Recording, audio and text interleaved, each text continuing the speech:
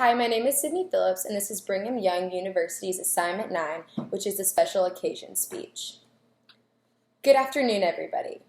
As you all know, I am Sydney Phillips, granddaughter of Isabel and Sam Holsey, and I thank you all for coming here today to celebrate 50 years of marriage between Isabel and Sam. As the oldest grandchild and obviously the most organized of the Phillips, Newberry, and Porterfield bunch, I was asked by Zizzy to head this event and say a few things and tell a few stories about how our family came to be. Now, 50 years is a long time, and especially in the dating and marriage world. Nowadays, in this modern society, it's hard to find two individuals that have been together this long and have had as passionate and sweet of a love as these two have for one another. This longevity is a testament of the love that these two have for one another and their commitment to one another and this quickly growing family. Through thick and thin, the laughs and the cries, the good and the bad, these two have supported one another and stayed true to their vows to love one another regardless of what happens. Their love and desire for God is evident in their relationship and the way that they treat one another and respect one another. Together they have built a powerhouse of a family that they are both so incredibly proud of. Now I'd like to take some time to share some insight on how Zizzy and Sam came to be. Zizzy, or Isabel Holsey, then Isabel Brown, was born in Fort Worth, Texas on September 2nd, 1932. About 2 weeks later, Sam Holsey was born a couple rooms down from where Zizzy had been born on September 17th, 1932. The two parents did not know each other at the time, but they would soon realize that they would know one another pretty well down the line. Isabel started school at Country Day at the age of 5. Back then, Country Day had a preschool, and you can only guess how eager her parents were to get her started at Country Day at such a young age. At about the same time, Sam was starting school, not at Country Day, not at Trinity Valley, not at Heights, not at Pascal, but Country Day's rival school, All Saints.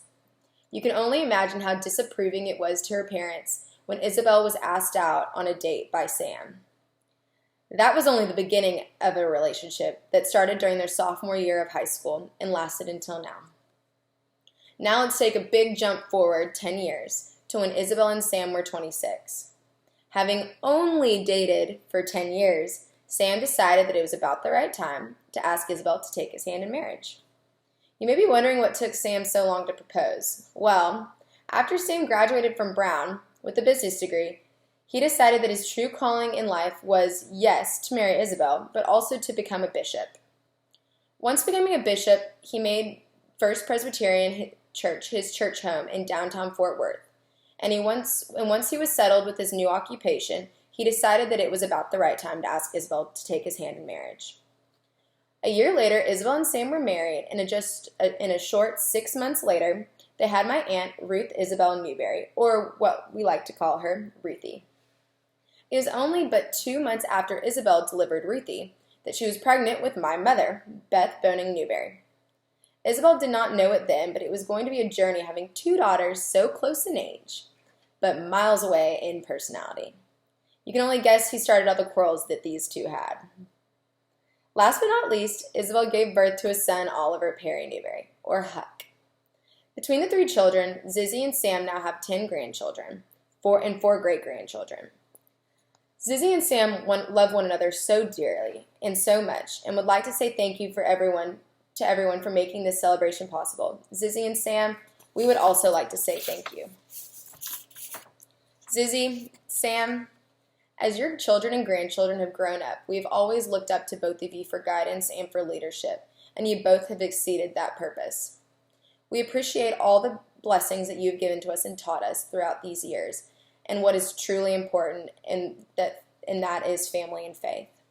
Together, you all have taught us that love conquers all, and that you can get through anything with reliance on God and one another.